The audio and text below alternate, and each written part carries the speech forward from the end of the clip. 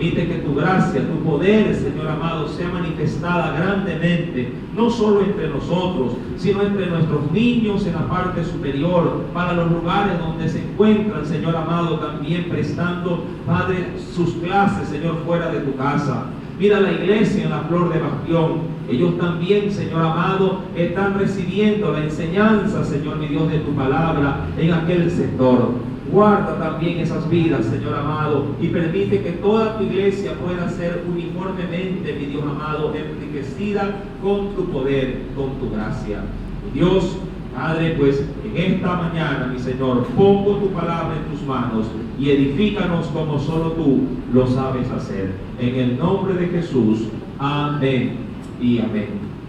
Jueces capítulo número 21. Sí, recuerde, mi querido hermano, que este suceso del cual ya hemos leído y enseñado también, sí, en los domingos anteriores, a través, sí, del estudio de cada capítulo, la tribu de Benjamín, dice la Biblia, quedó totalmente, sí, diezmada. Hombres, sí, habían quedado tan solamente, ¿cuántos? De acuerdo, sí, al relato bíblico, ¿cuántos recuerdan? Sí, vamos a tomar la lección. Siempre es bueno tomar la lección para refrescar, ¿sí?, en nuestra mente, ¿sí?, las enseñanzas anteriores. ¿Cuántos hombres lograron escapar con vida de la tribu de Benjamín? A ver, para darles un pasito de colada al final. ¿Cuántos? 600 hombres, amén. Solo 600 hombres de una tribu que al inicio era contada solamente en hombres de guerra de cerca de 18,000. Sí, cuando estos presentaron batalla delante de las otras tribus de Israel, fueron ya al final vencidas, ¿verdad? Solamente 600 hombres lograron escapar, sí, a un lugar especial. ¿Cómo se llamaba? La peña de... No lea la Biblia, ya memorícelo. Buscando, ¿dónde está? ¿Dónde está? ¿De? ¿Cómo se llamaba? Con R comienza, ya ahí le ayudé bastante. ¿Sí?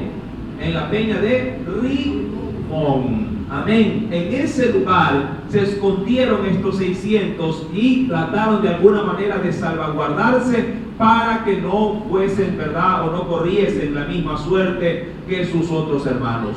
Obviamente que esta gran matanza, ¿por qué causa se llevó a cabo? ¿Cuántos lo recuerdan? ¿Qué había permitido la tribu de Benjamín dentro de su territorio? ¿Sí? La sodomía, mi amado hermano. ¿Sí? Ellos habían permitido penosamente, para vergüenza de esta tribu, habían permitido la sodomía, es decir, la unión carnal de hombres con hombres.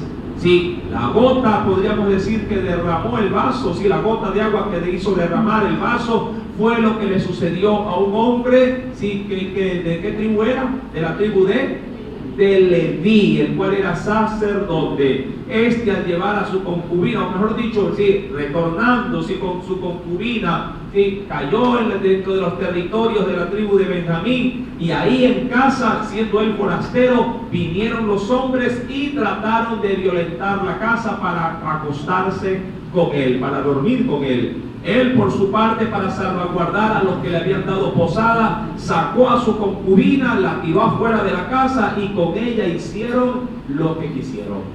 Esto provocó que, sí, que en este caso el levita, el sacerdote, al llegar ya a su aposento, a su hogar, cogió a su concubina medio muerta, no sé si la terminó de matar o llegó ya prácticamente, sí, en agonía, sí, pero la cortó en 12 pedazos y la distribuyó, sí, por pedazos, sí, a cada una de las tribus de Israel.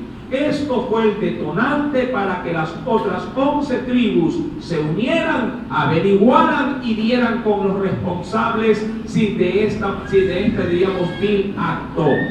Los de Benjamín no quisieron sacar, en este caso, a quienes habían cometido esta vileza, y ellos más bien sufrieron, por así decirlo, sí, las consecuencias de su pecado.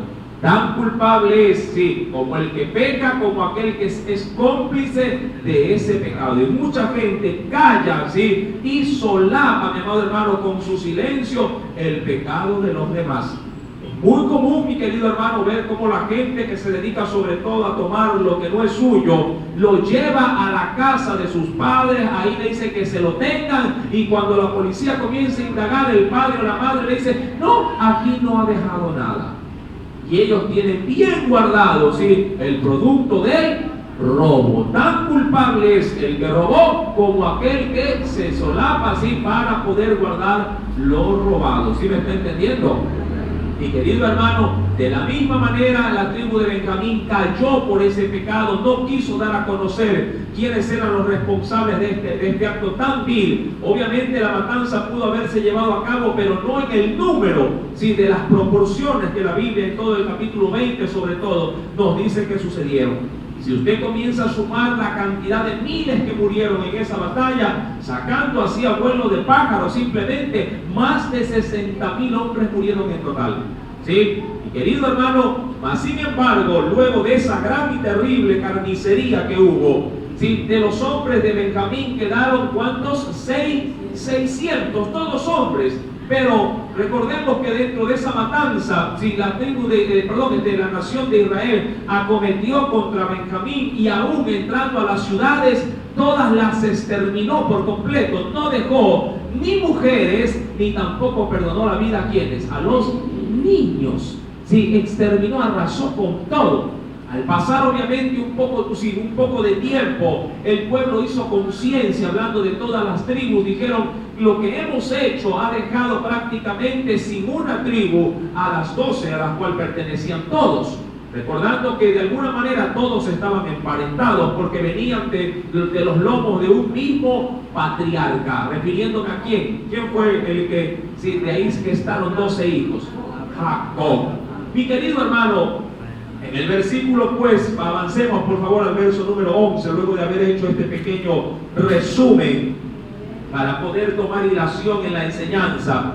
Dice el verso 11: pero haréis, sí, hablando, sí, de esa última, diríamos así, matanza que habría de llegarse nuevamente. En el verso 10 usted recuerda, versículo 7 en adelante, la Biblia me enseña también, antes de leer el verso 11, de que una ciudad no se había añadido, como usted habrá leído, a muchos habían hecho ¿qué cosa? Para ir a la guerra, habían hecho voto o juramento a Dios para ir con todo, sí, en contra de los benjamitas. Pero una ciudad no fue o no prestó a sus hombres para que vayan a esa matanza. Fueron, sí, los de Jabes, dice ahí, de la región de Galaad. Estos no fueron a la guerra, y al final les va a pesar en este caso su decisión de no haber asistido, ya que ahora todas las otras tribus irán en contra también de Jabes de Galaad. ¿Qué es lo que ellos pensaron? Si no están a favor nuestro, significa que están a favor de ¿quiénes? De estos hombres. Es decir, si tú no vienes a la guerra conmigo para destruir a estos que han cometido vileza, de seguro ustedes respaldan a los viles y van a correr la misma suerte. Y eso es lo que acontece en esta última contienda. Ellos han determinado darle muerte a todos los de la ciudad de Jabes de Galaad. Y dice la Biblia que mandaron a matar, versículo número 10, y volvemos a leer este último verso. Entonces la congregación envió allí a 12,000 de los más valientes y les mandaron diciendo: id y herid a filo de espada a los moradores de Jabes Galaad. ¿Con quiénes también? Con las mujeres y los niños. Verso 11, léalo por favor.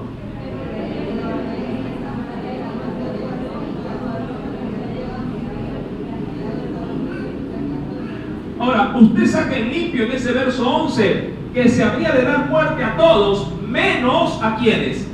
A las doncellas, a las que no habían conocido varón. Obviamente, mi querido hermano, que debió haber existido un análisis. Las matronas de los campamentos de Israel debieron haber también incursionado luego, de haber hecho la gran matanza, haber separado a todas las mujeres, y estas, después de haber sido analizadas físicamente, si habían o no habían tenido parentesco con varón, eran dejadas aparte. Si en este caso una doncella había sido de alguna manera fornicaria, de seguro luego de ser inspeccionada le sería dada la muerte. Mas, sin embargo, separaron de ellas, dice la Biblia, ¿a cuántos? Versículo número 12. Y hallaron de los moradores de Jabes de Galaad 400 doncellas que no habían conocido ayuntamiento de de varón. Verso número 12. Y las trajeron al campamento en Silo, que está en la tierra de Canaán. Verso número 13. Toda la congregación envió luego a hablar a los hijos de Benjamín. ¿Dónde estaban escondidos ellos? En la peña de Rimón, recuerden, que estaban en la peña de Rimón, y los llamaron, pero de esta vez los llamaron, dice la Biblia, en paz. ¿Por qué? Porque ellos se arrepintieron, dice la Biblia, de acuerdo al 21, si me acompaña por favor, capítulo 21, verso número 6. Ya Israel se había arrepentido de la gran matanza que había, en este caso sí que ellos mismos habían provocado, ¿verdad? Dice ahí, los hijos de Israel se arrepintieron a causa de Benjamín, su hermano, ¿sí? Y dijeron, cortada es hoy de Israel una tribu. ¿Qué es lo que buscaba el resto de las tribus? Tratar de lograr de que la tribu de Benjamín vuelva a renacer, pero no con sus hijas, sino con las hijas de quienes, de los habitantes de la ciudad de Jabes de Galaad. ¿Sí? Ahora, yo no sé si usted va conmigo en la enseñanza, no sé si está perdido en todo lo que estoy diciendo, ¿sí? Pero mírenlo de manera muy práctica, mi amado hermano. Israel estaba conformada por 12 tribus. Benjamín es una tribu. Sí, dentro de esto, mi amado hermano, se había cometido obviamente pecado, un pecado fuera de proporciones. Las otras 11 se levantaron y dieron muerte prácticamente casi a todos los habitantes de Benjamín. Solo 600 lograron, y estos varones lograron escapar con vida. ¿Sí? Luego los otros 11 tribus se arrepintieron de esa gran matanza y les proporcionaron ellos a los de Benjamín 400 mujeres vírgenes para que estos 600 puedan nuevamente a formar descendencia. Pero si usted suma y resta, las 400 no bastaban. ¿Cuántos hombres había? 600. ¿Cuántas mujeres, doncellas? 400. ¿Cuántos faltaban? Sí, 200. Sí, 200 mujeres faltaban. Ahora, estas 200, mi amado hermano, bien podían ser proporcionadas ¿por quién? Por Israel. Sí, pero ellos habían hecho, ¿se acuerda que la semana pasada se hizo mucho ahínco en los votos necios también que uno puede llegar a hacer? ¿Se recuerda usted la enseñanza anterior acerca de los votos y los juramentos? Recuerde, mi querido hermano, lo que decía en el versículo número, si me acompaña por favor, si nuevamente al verso número 1 del capítulo 21, dice ahí, los varones de Israel habían jurado en Mizpa, diciendo, ninguno de nosotros dará su hija ¿a quiénes? A los de Benjamín por mujer. Ahora, usted entiende por qué hicieron el voto, o hicieron este juramento para sí, porque no querían que sus hijas se contaminaran o pudieran de alguna manera ser inclinadas a las aberraciones, ¿sí?, a las cuales Benjamín, en este caso, ya las había venido practicando. Es decir, que ninguno quiso dejar expuesta a su hija con los benjamitas para que las corrompieran. Había un riesgo, claro que sí. ¿Quién garantizaba si estas mujeres que habían de darse en mujer a la tribu de Benjamín no corrieran la misma suerte que toda la nación, en este caso sí, buscando de pronto el paganismo, las relaciones sexuales prohibidas y todo esto? Ellos de alguna manera dijeron, no, yo a mi hija no se las doy a ellos porque la van a corromper. Si van a levantar en este caso descendencia, que sean como otras mujeres, pero había un problema. Ellos no podían tomar mujeres extranjeras, porque también en la escritura estaba prohibido de que el pueblo se emparentase con naciones paganas o extranjeras. Y comenzaron, es decir, dentro de esta figura un poquito complicada, pero en las cuales ellos mismos se habían metido. Recuerde esto, nadie les obligó en este caso a hacer el voto. Nadie tampoco los obligó a hacer una matanza de manera extralimitada. Se extralimitaron en este caso, sí, contra los hermanos de Benjamín. Mi querido hermano, mas sin embargo comenzaron a pensar, a hurgar, ¿qué hacemos? ¿Qué hacemos con ellos? Y dijeron, una ciudad no vino con nosotros. ¿Quiénes? Los de Jabes de Galaad. Y dijeron, perfecto, maten a todos y dejen libre en este caso a las doncellas y esas désenla a los benjamitas. Pero mi amado hermano, todas estas propuestas eran una locura. no tenían, sí, ni pie ni cabeza. Y en esta mañana, mi amado hermano, fundamentado, sí, en esta situación, una vez que ellos entraron, sí, a la ciudad de Jabes y mataron por doquier a todos los que quisieron, amado hermano, ¿qué culpa tenían en todo caso los niños de Jabes de Galaad? Pregunto, de seguro que en esa ciudad también habían ancianos. ¿Qué culpa tenían? Pero la Biblia dice que ellos entraron y mataron a todos. Mi querido hermano, yo entendería de pronto que maten a quienes, a los varones de la ciudad, sobre todo a los que estaban aptos para ir ¿a qué? A la guerra. Pero no, mataron a todos. Mi querido hermano, este tipo, diríamos, de necedades muchas veces también penosamente se viven en el día de hoy con la iglesia actual.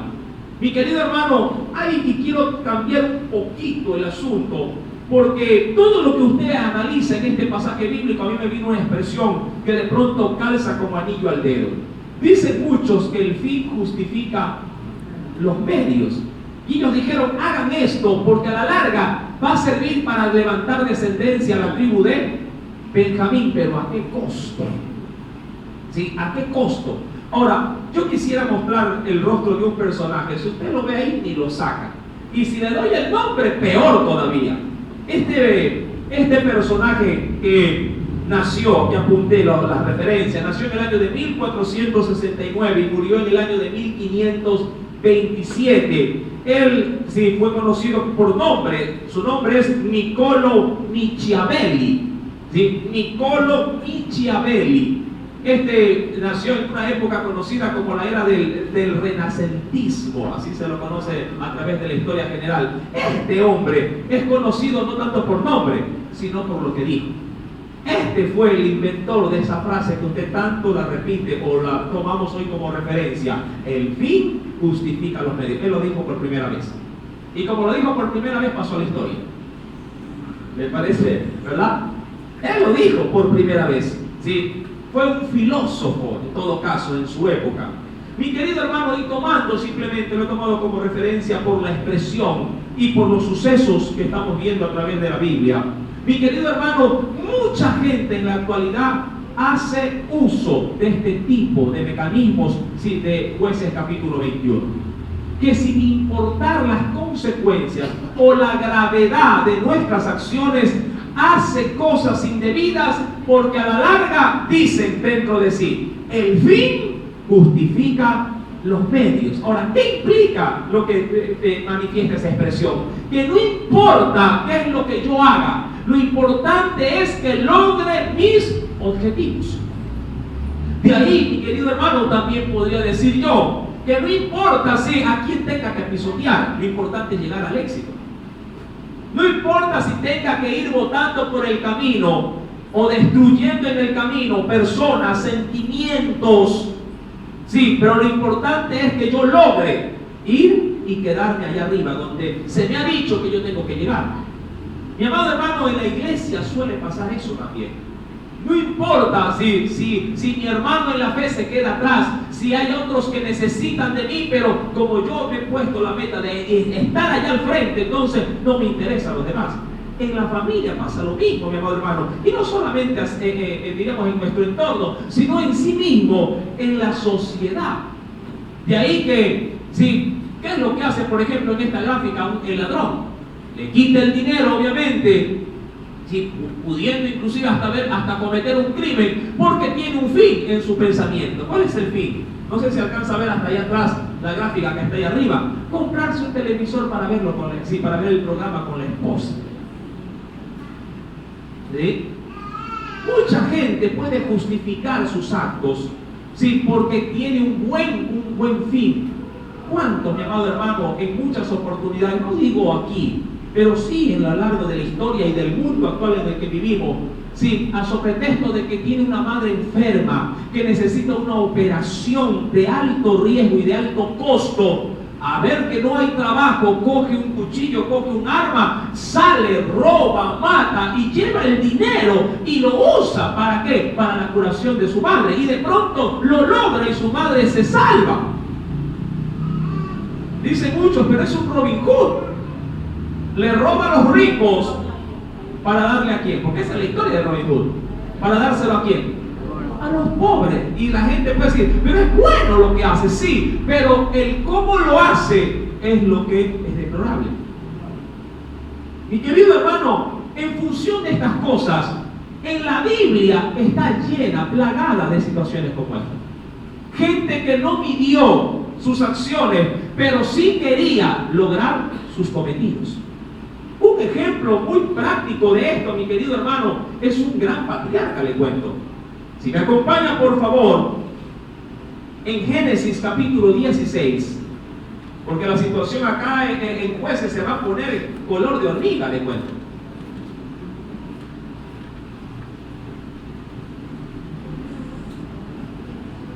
Génesis capítulo número 16.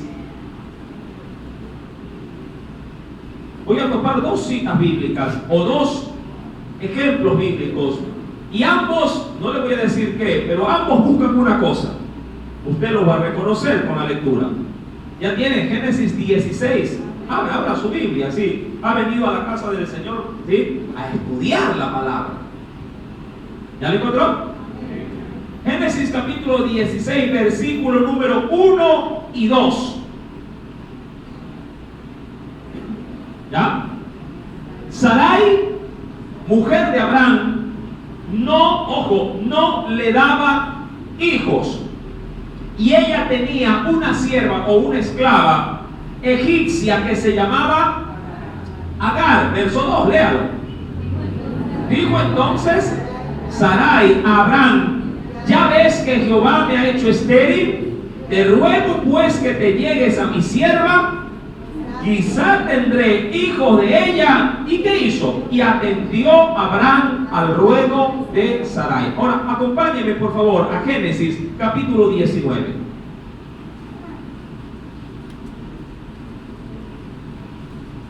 Génesis capítulo 19. ¿Lo encontró? Verso 30. Va a ser un poquito más largo, al verso 35. Génesis 19, verso 30 al verso 35. Pero Lot, recuerde que Lot era sobrino de quién? De Abraham. Pero Lot subió de Zoar, en una ciudad, y moró en el monte, y sus dos hijas con él, porque tuvo miedo de quedarse en Zoar, y habitó en una cueva, él y sus dos hijas. Verso 31, léalo. Entonces la mayor dijo a la menor: nuestro padre es viejo, y no queda varón en la tierra que entre nosotros conforme a la costumbre de toda la tierra. Ven, demos a beber vino a nuestro padre y durmamos con él, y conservaremos de nuestro padre descendencia. Verso 32. Perdón, verso te diré.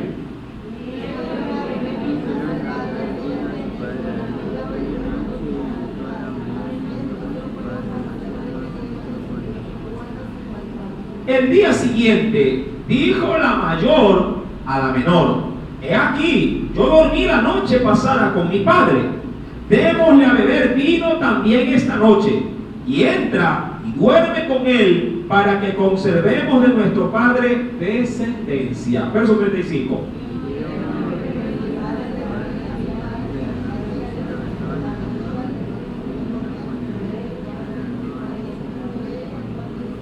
Y todos el verso 36. Y las dos hijas de Lot concibieron ¿de quién? Ahora, en ambos escenarios, Génesis capítulo 16 y Génesis capítulo 19, pregunto, ¿cuál fue el fin? ¿Qué cosa? ¿Tener qué cosa? Descendencia.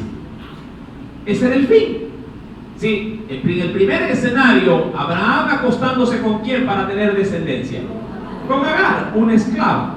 Sí, en cuyo caso usted sabe muy bien que Dios ya le había prometido que iba a tener un hijo, y de su mujer, no de su esclava. En el segundo escenario vemos a dos hijas acostándose con quién, hermano. Ahora, estas muchachas salieron, yo diría, de Sodoma y de Gomorra, ¿sí? Pero lo que salió su cuerpo, pero lo que nunca salió de ese lugar fue su mente o su corazón. Porque hicieron actos semejantes a los que se hacían entonces en Sodoma y en Gomorra. ¿Acostarse con quién? Con su propio padre para poder tener descendencia. Mi amado hermano, el fin obviamente era bueno. ¿Sí? Tener descendencia es bueno, tener hijos es bueno. ¿Cómo lograrlo? Es lo cuestionable. ¿Cómo llevarlo a cabo? Es lo que era prácticamente innombrable. Mi querido hermano, el fin, han dicho muchos, justifica los medios. Pero a la verdad hay cosas, mi querido hermano, que por muy buenas que sean al final, si no son hechas también de manera decente, diríamos en el proceso, mi amado hermano, todo se hace, diríamos así, una debacle, todo se hace una desgracia. Por muy bueno que sean en este caso tus propósitos, si no logras en el proceso hacer las cosas que a Dios le agrada, todos a la larga se irán por el caño. Todo. Mi querido hermano, cuando vamos, por favor, y retomemos, mis amados hermanos, Jueces capítulo número 21, estos hombres, hablando de todas las tribus de Israel, ¿sí?, hacían propuestas que eran una locura. Matar a su propia nación para dar, en este caso, ¿sí?, mujeres a su otra tribu, a su pretexto de ¿qué? De que como ellos no habían salido a la guerra, ¿sí?, maten a todos. Versículo número, sí, capítulo 21, versículo número, dice aquí, ¿dónde nos quedamos? Versículo número, sí, 14. Y volvieron entonces los de Benjamín y les dieron por mujeres las que habían guardado vivas de las mujeres de Jabes Galaad, mas no le bastaron. Claro, si uno suma y resta, ¿cuántos quedaban sin esposa? 200. Obviamente que sí. Y dice aquí, y el pueblo tuvo compasión de quién. Ahora, es bueno tener compasión. El problema es cómo solucionar los problemas por medio de la compasión a los demás. Es como que usted venga, mi querido hermano, sí, venga a visitar de pronto dentro del evangelio, que sea el evangelismo que se hace, vea la pobreza, sí, de la gente, y usted salga dolorido del alma y diga, ay, qué pena, cómo viven estas personas. Pero usted, a su vez, va a su casa, sí, y obviamente de ahí usted dice, no, pero yo de aquí no les voy a dar nada, porque a mí me ha costado. Va y visita a un pariente suyo, su pariente de pronto se desvía, va a atenderlo a usted mismo, dice, ya vengo, le voy a preparar un juguito, no se vaya. Y usted dice, ay, pero se me ocurre, pero este vaso le sirve a ese hogar, y se lo coge y se lo guarda en el bolso. Y usted va pensando, ay, pero Dios sabe que es para esa gente pobre que estaba bien. Ahora, el fin es bueno. ¿Cómo logra obtenerlo para poder, en este caso, ayudar? Es totalmente sin nombre. ¿Sí me está entendiendo, mi amado hermano? Es menester, si tú quieres ser bondadoso con otro, que lo hagas primeramente con tus propias cosas. Amén. Hazlo con lo tuyo. Y segundo, permite que cuando lo hagas, no ir en este caso defraudando o menospreciando o haciendo daño para poder lograr ese bien al final. Tú debes de entender, mi querido hermano, que Dios tiene un criterio muy diferente de pronto, sí, a lo que usted y yo, sí, de pronto pretendemos hacer. Ahora, en esta gráfica me pareció muy chistosa. ¿Cuántos obviamente quieren su bienestar, su comodidad? Creo que todos. Pero a su pretexto, o en este caso, causando el daño a quién para lograrlo. Ese es el problema de este asunto. Mi amado hermano, cuando vamos a la Escritura y volvemos, sí, al capítulo 21 y avanzamos un poquito, como quedaron 200 en el aire, dice el verso número 15, y el pueblo tuvo compasión de Benjamín. Ahora yo pregunto, si tuvieron compasión, pena, tristeza, dolor, ¿cuál era la solución lógica para salir de todo esto? Darle a sus hijas. Y no escudarse en un voto o en un juramento que no tenía sentido. ¿Sí? Eso es como que usted, mi querido hermano, tenga de pronto a su haber los recursos, ¿sí?, para poder ayudar a alguien. Y usted diga, ay, sí, pero esto que yo tengo, sí, yo ya lo ofrecí al Señor. Y amado hermano, pero tienes en la puerta a alguien que te está pidiendo, ¿qué cosa? Tu ayuda.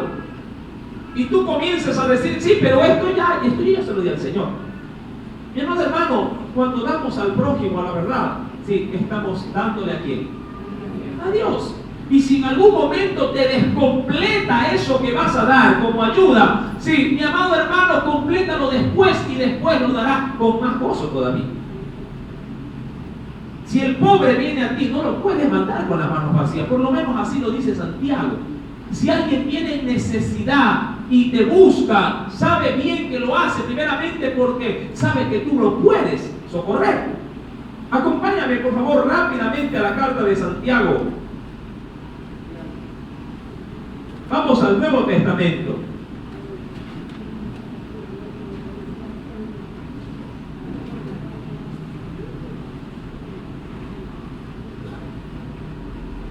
Libro de Santiago. En el capítulo número 1,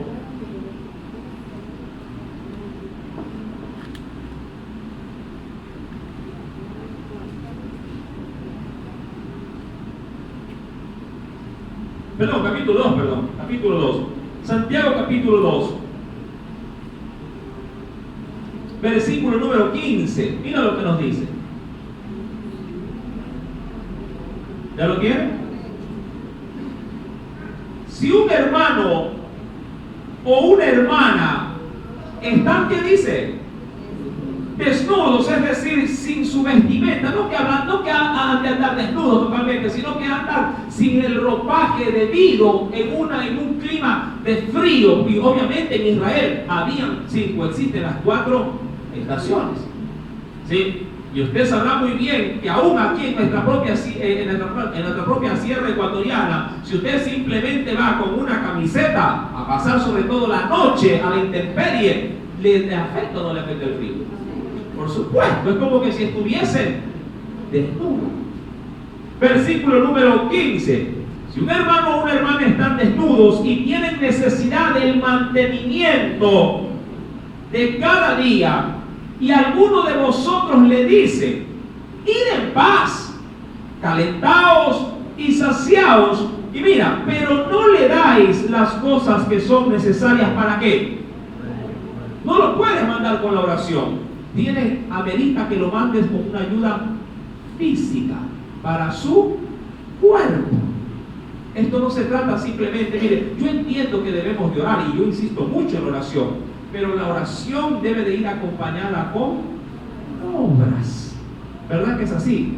Con obras. Y dice aquí en el versículo 16, si no le dais las cosas que son necesarias para el cuerpo, ¿de qué aprovecha?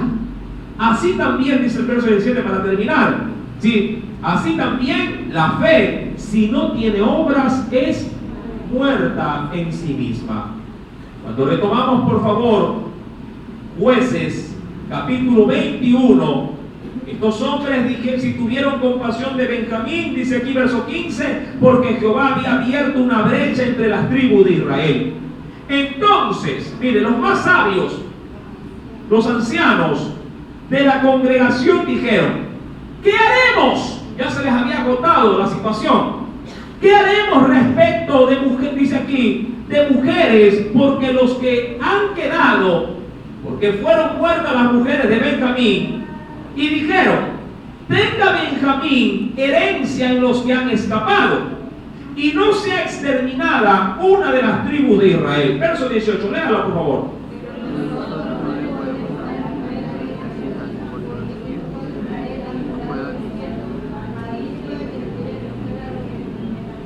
Mire, por un juramento no les dieron. ¿Qué cosa?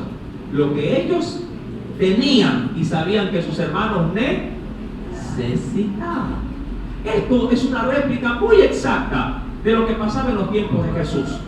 ¿Se acuerda cuando Jesús confrontó a fariseos y le decía, ustedes por sus tradiciones al diezmo le dicen aquí, o a lo que tienen le dicen que esto es corbán o lo dedicado para él? Señor, y si un padre y una madre les dijeron, me estoy muriendo de hambre, mi hijo, ayúdame, ellos dijeron, no puedo ayudarte porque esto es de Dios.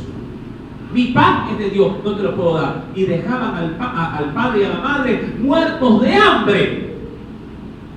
Porque pesaban más el juramento como maldición para ellos que en sí mismo la misericordia, ¿sí? Que se debe de extender para el prójimo. Y no se diga para un padre y para una madre. Yo le pregunto, y sea sincero en su respuesta. Si usted tuviera el diezmo, aquí vamos a suponer que este es el sobre y aquí está el diezmo. Y por cosas extrañas a veces, yo sé que sucede, no siempre, pero suele suceder, no hay ni un solo centavo para el almuerzo. Ni un solo centavo. Y tiene a sus hijos que le piden, mamá, tengo hambre. ¿Qué haría?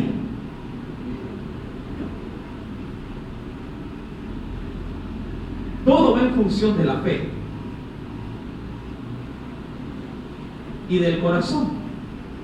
¿Qué haría? Sea sincero en la respuesta. A ver, quedó abierto el foro. ¿Ya? ¿Qué hizo? ¿Ya? ¿Y qué fue lo que hizo? Sea sincera. Cogió el sobre, lo abrió, ¿verdad? A veces está selladito ya.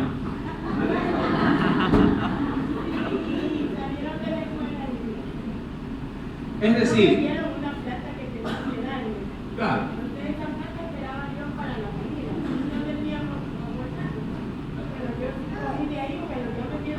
Claro, y después repuso. Bueno, así. No era muy amante, entonces era el miércoles.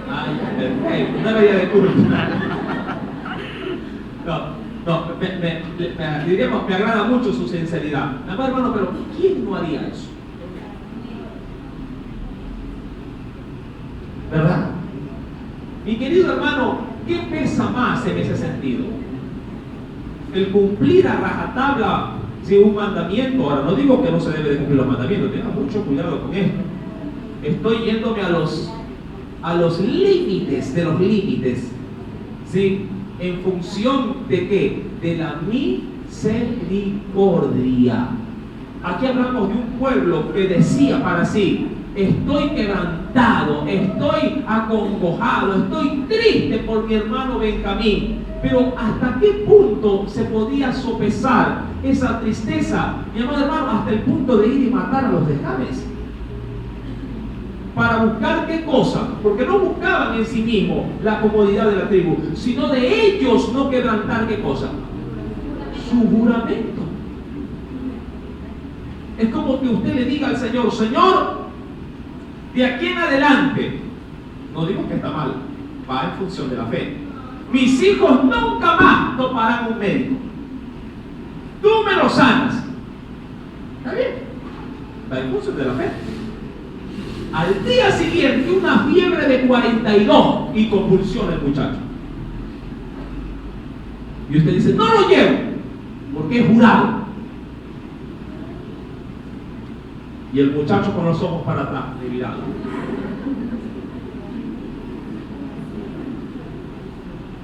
¿Qué pesa más? Así hacen los testigos de Jehová, de cuenta. Eso hacen ellos. No obviamente con visitar al médico, sino cuando en los casos de límites pueden ser que nadie esté exento de un accidente, por ejemplo en automóvil, donde por ahí se arranque un brazo, o sea, se corte una piedra y comienza a desangrarse.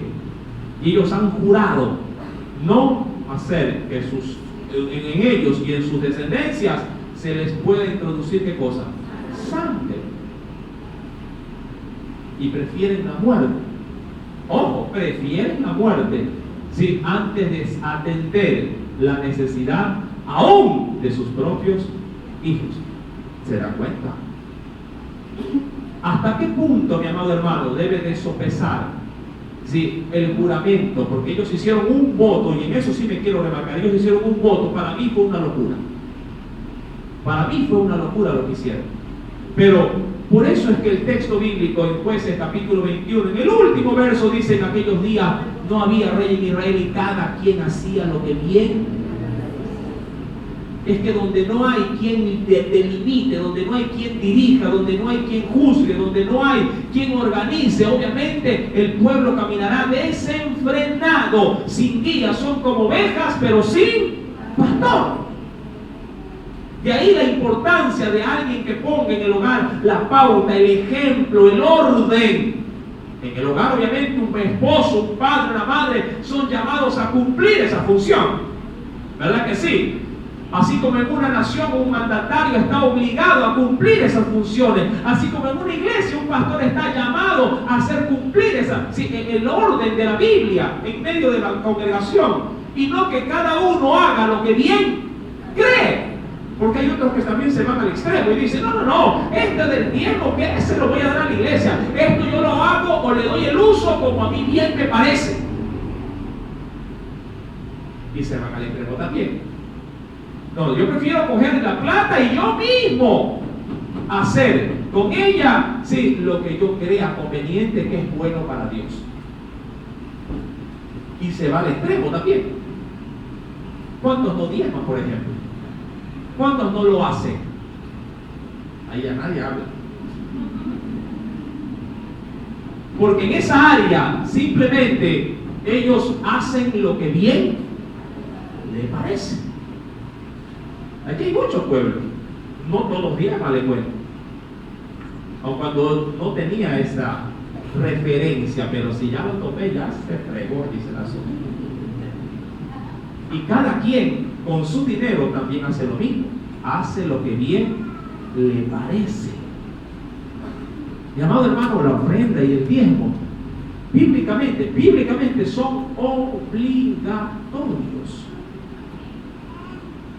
Bíblicamente son, óigalo bien, destápese de pronto el oído, quiero un hisopo por aquí, creo que hay uno allá atrás. El diezmo y la ofrenda son obligatorios. Claro, obligatorios por Dios para su pueblo, ahí está el asunto. Se hacen obligatorios para quienes son hijos de Dios. ¿Qué podría yo decir? Usted saque sus conclusiones. Si no lo hago, si no le obedezco, entonces, ¿qué no soy? Es como que usted diga, bueno, las reglas que dan en esa casa son para los hijos de... porque viven ahí, pues. Pero como yo soy visita, para mí no es obligatorio. ¿Cómo usted se considera dentro de esta iglesia? Si viene como oidor, qué bueno, ¿sí? Por lo menos le agrada oír la palabra. Pero para usted podría ser el mandamiento de ofrendar y diezmar. ¿Qué podría llegar a ser para usted? Un acto no obligatorio.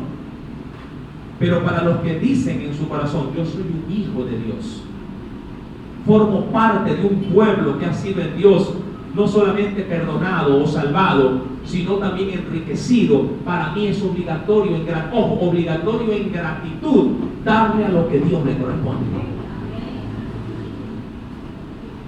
¿Sí me entiende? Después nos quejamos porque reclamamos a Dios promesas como hijos.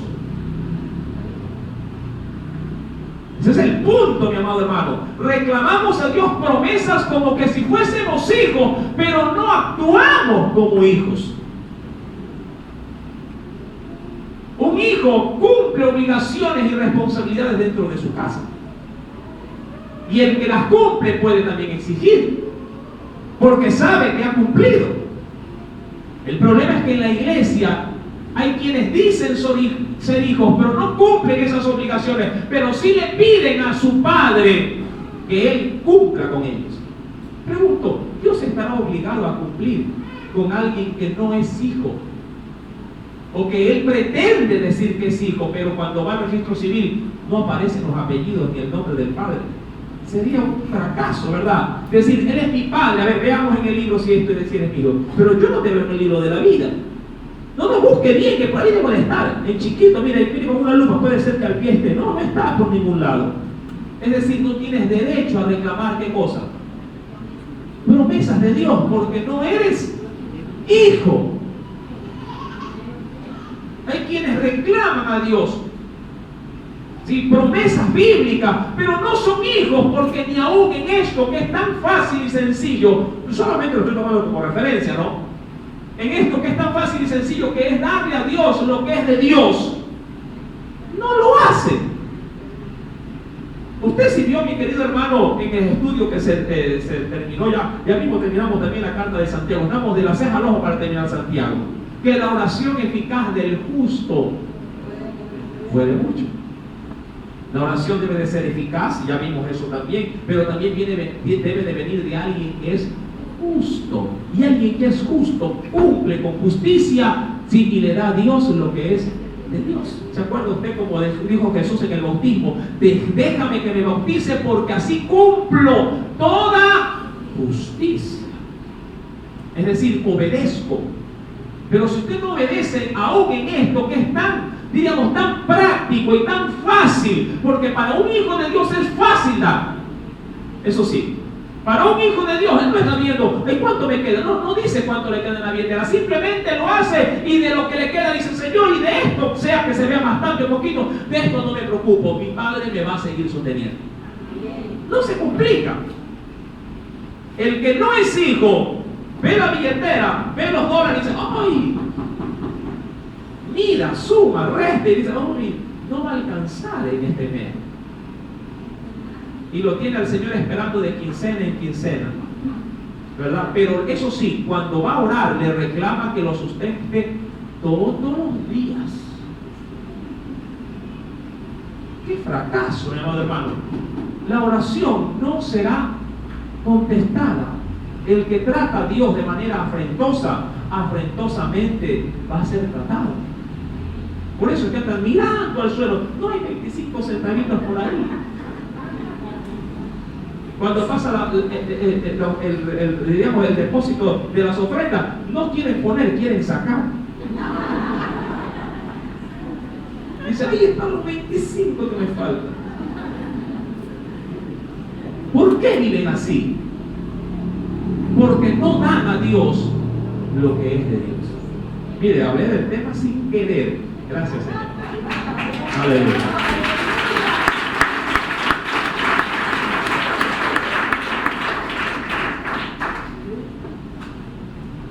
Jueces capítulo 21, pero no se olvide de lo que le dije.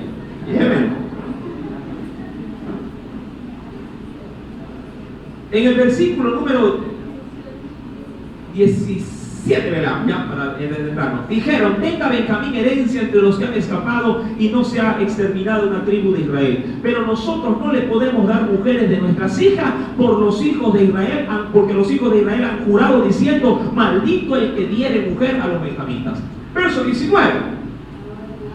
Ahora bien, dijeron: he aquí, cada año, ojo, hay fiesta solemne. ¿A quién? Oiga, la gente, para poder sacarle la vuelta a la cosa, es inventora. Miren con qué se van a meter. ¿De qué están hablando? De una fiesta solemne. ¿A quién? A Jehová. Ya, marque eso, subraya. Hay una fiesta solemne de Jehová en Silo, justamente donde ellos estaban reunidos, que está al norte de Betel, y al lado oriental del camino sube de Betel hacia Siquén, y al sur de Lebona. Verso 20. Y mandaron a los hijos de Benjamín diciéndoles a ellos: id y poned emboscada. ¿En dónde? En las viñas, es decir, a los lados del camino. Usted ha visto que en las carreteras, cuando uno conduce, sobre todo, ve pampa de pronto de sembrado de una cosa por un lado y pampa de sembrado de una cosa por otro, ¿verdad? ¿Y qué hicieron ellos? Dijeron: vayan ustedes, es decir, los 200 que faltan, vayan y escóndanse en los viñedos junto al camino que lleva ¿a dónde? ¿A dónde? A la casa del Señor en Silo, porque había una fiesta. ¿Para quién? Para Jehová. Versículo número 21. Y estad atentos, y cuando veáis salir a las hijas de Silo a bailar dice aquí, en corros, ¿sí? Salid de las viñas y arrebatad cada mujer, dice, cada uno mujer para sí, de las hijas de Silo, e idos, dice ahí, a tierra de Benjamín. Ahora yo me pregunto, estos que organizaron todo esto, ¿usted cree que iban a permitir en esa fiesta mandar a sus hijas? Lo que decidieron los ancianos fue prácticamente estas mujeres que saben ir o frecuentan ir a la casa de Dios, a alabar y bendecir su nombre llevando ofrendas. Por lo general eran las doncellas quienes acudían en esta festividad. Ellos, los ancianos, dijeron: ustedes aprovechen esto y lo que ellos, o diríamos lo que ellas llevan, pero no en sí la ofrenda, sino ellas mismas, sí, tómenlas. Y en este caso, llévenselas como mujeres para ustedes.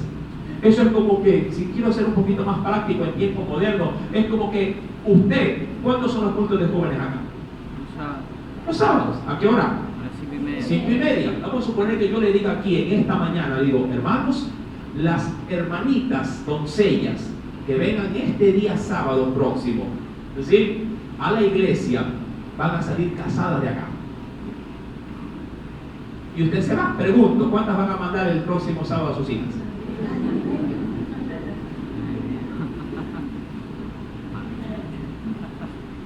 Por lo menos usted ese día no la manda, los que están aquí. Pero ¿qué hay de los otros hermanos que no saben nada? Más bien apurarle, mijita, apúrese, vaya al culto de jóvenes. ¿Sí me está entendiendo? Mi amado hermano, esta situación se salió de proporciones. Prefirieron agravar a las familias de los otros que agravarse ellos mismos. Ellos tenían doncellas, tenían mujeres a disposición, pero como hicieron un voto, no se quisieron en este caso perjudicar. Mi querido hermano, y dice la Biblia, versículo número 22, y si vinieren los padres, claro que iban a venir,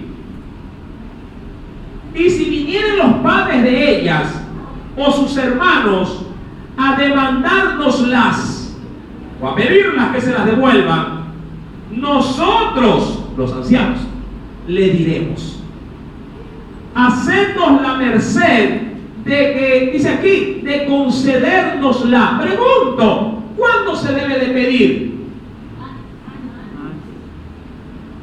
Es como que agarre la gallina, la ponga en la olla y luego cuando la vecina le reclama: ay vecina, regáleme la gallina ya.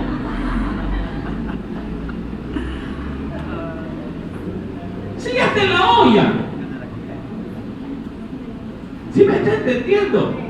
Mi querido hermano, una locura. Y sobre todo de aquellas que iban a dedicarse a quién. ¿A dónde iban estas doncellas? Prácticamente le estaban metiendo la mano a Dios en el bolsillo. Eso es lo que estaba pasando. Le estaban metiendo la mano en el bolsillo de Dios y decir: Señor, un ratito, vete nomás que es para mí. ¿Se dan cuenta, mi querido hermano? Dice la Biblia en el versículo número 32: y si vinieron los padres de ellos, sus hermanos, dice, a demandárnosla, nosotros le diremos: hacednos la merced de concedérnosla, pues que nosotros en la guerra no tomamos mujeres para todos.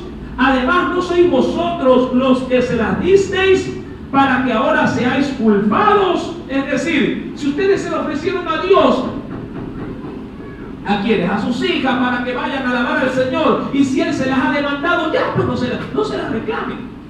Y además, hermano, obvio, ¿qué iban a hacer estos benjamitas apenas tomaban a estas mujeres? ¿Qué las iban a hacer? ¿Las iban a tener de adorno con una vela en la casa? El primer día que las tomaban, ya las tomaban por mujer.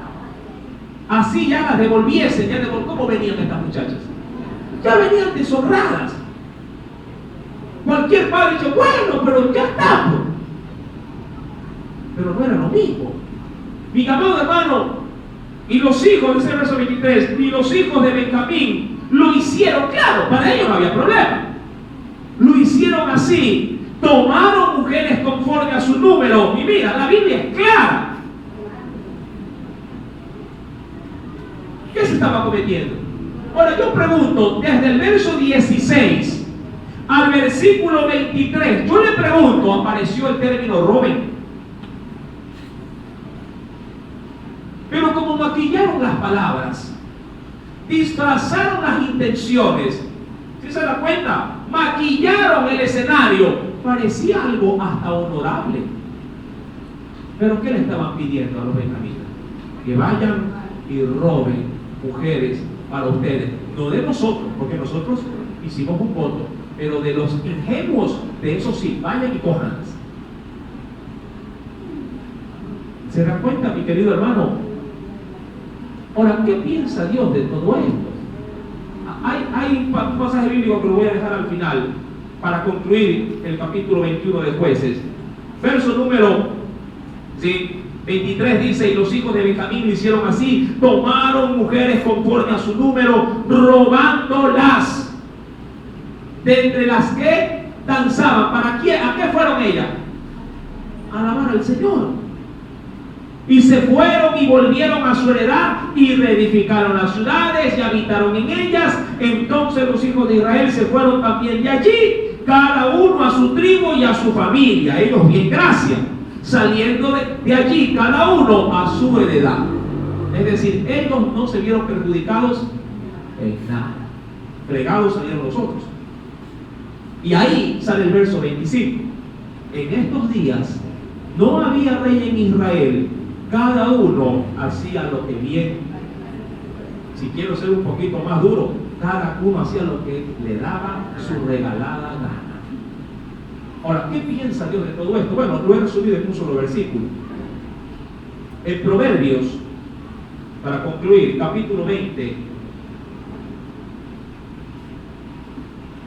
Proverbios, hay muchos textos bíblicos, pero la verdad ya el tiempo nos juega ya la dificultad. En el capítulo 20 hay un texto precioso en el verso número 7. Perdón, es de versos 6 y 7. Versos 6 y 7. Y mire, este texto la verdad nos desnuda, le cuento. ¿Ya lo tienen? Proverbios capítulo 20, versos 6 y 7. ¿Qué dice, mi amado hermano, el texto? Verso número 6. Muchos hombres proclaman cada uno su propia bondad. ¿Y qué es lo que decían los israelitas?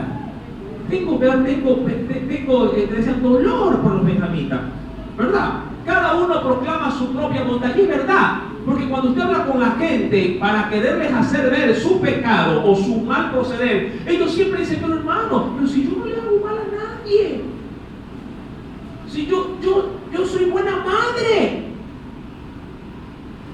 yo siempre tengo la refri llena, pero si soy padre, yo siempre trato de estar en los aconsejados. Cada uno se justifica, ¿verdad que es así? El hombre tiene esa naturaleza de nunca, cuando se ve a sí mismo, nunca ver falla.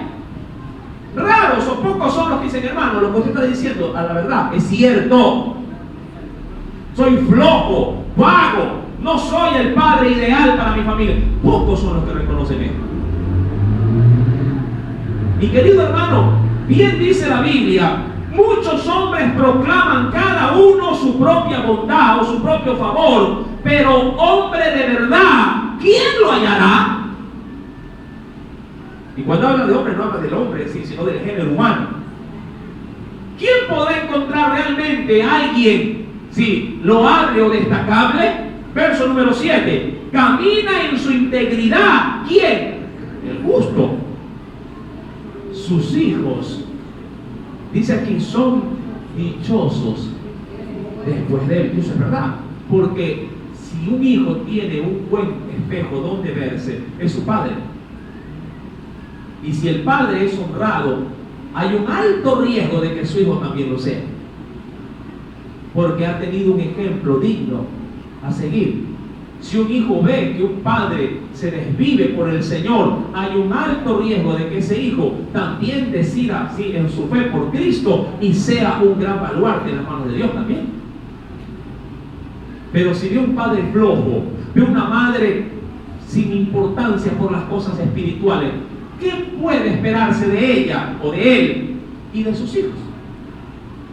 Si a él no le interesa la vida espiritual, pregunto, ¿podrá su hijo interesarse en las cosas espirituales también? Amado hermano, saquemos nuestras propias conclusiones, pero tenga cuidado.